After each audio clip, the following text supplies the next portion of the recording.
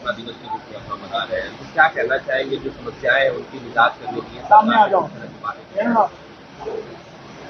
देखिए, आज auto union का 38वां वार्षिक अधिवेशन था, जिसके कार्यक्रम हमको बुलाया गया था। तो ये अवसर था चालकों से रूबरू होने का, और हम यहाँ पे आए हैं और चालकों से हमने यही अनुरोध किया है कि एक जो हेल्थ कार्ड मैं उनको दे रहा हूँ, अपना स्वास्थ्य परीक्षण करा लें, आँख, कान और बीपी शुगर की जांच कराएं, जिससे कि जो है जो भी सवारी बैठे वो सुरक्षित अपने घर तक पहुँच सके। और दूसरा कि गाड़ी के जो उनके पेपर हैं, ज़्यादातर पेपर ठीक है, लेकिन जिनके नहीं ठीक है वो अपना पेपर ठीक करा लें और उसके बाद ही गाड़ी चलाएं। जहाँ तक स्टैंड की बात है, हम लोगों ने नगर पालिका से अनुरोध किया हुआ है कि इसको स्टैंड के लिए जगह दिया जाए, जिससे कि उनका संचालन जो है ऐसा हो कि जिससे किसी को जाम की समस्या का सामना न करना पड़े।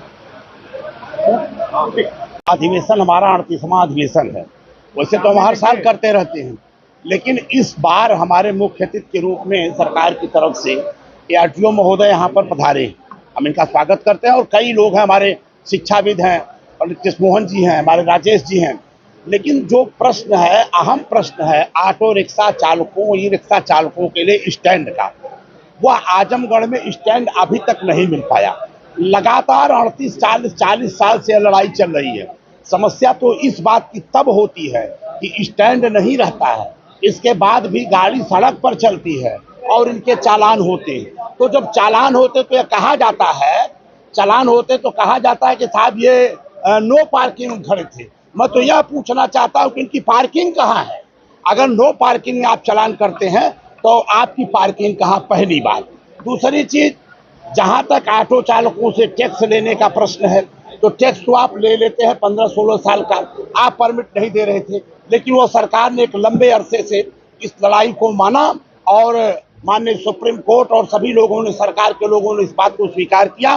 20 साल तक परमिट जो है प्राप्त हुआ। ऐसे अनेक समस्याएं हैं, उत्पीड़न की समस्याएं हैं। कुछ समस्याएं तो ऐसी है जो हमारे चालक बंधु इतना परेशान सड़कों पर आते हैं। अब आप बताइए, गाड़ी सड़क पर नहीं चलेगी तो कहाँ चलेगी? हवाई जहाज तो है नहीं। हम रोड का टैक्स देते हैं, ड्राइवर का टैक्स देते हैं, गाड़ी खरीदते हैं तब भी टैक्स देते हैं, लाइसेंस बनवाते हैं तब भी टैक्स देते हैं, परमिट का टैक्स देते हैं।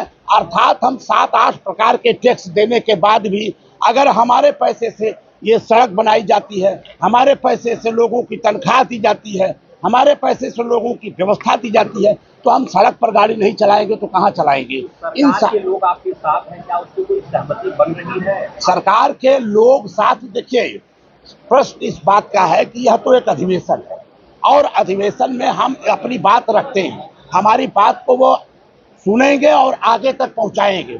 सरकार में बात हम लोग बराबर जो है कलेक्टर डीएम के माध्यम से, डीएम साहब के माध्यम से, कमिश्नर साहब के माध्यम से, कमिश्नर से भी हम लोग से वार्ता हुई है, इसके माध्यम से अपनी बात रखते हैं। शहरीकरण डेवलप हो गया, ऐसे भी शहर बढ़ता चला जा रहा है, आप लोगों की संख्याएं वही है और नहीं तो जो जगह थी वो खड़ी करने की अब वो अभी कम पड़ जा रही है। नहीं, ये बात तो सही है। इसके संबंध में मैं समझता हूँ कि प्रशासन की लापरवाही है, इसको स्वीकार करना चाहिए इन लोगों को। और इस अधिवेशन के माध्यम से इनसे मांग करते हैं कि ऑटो चालकों को स्टैंड की व्यवस्था दी जाए। हालांकि बड़ी कठिनाई से ये ऑटो चालकों की यूनियन को कहीं न कहीं दबाने की कोशिश, कोई सुनियोजित चाल भी है कि ऑटो यूनियन न रहने पाए, न चलने पाए, ड्राइवरों की यूनियन न चलने पाए, उनका बीमा न होने पाए, उनको सुविधा न मिलने पाए। इस तरह की तमाम उत्पीड़नात्मक बातें हैं।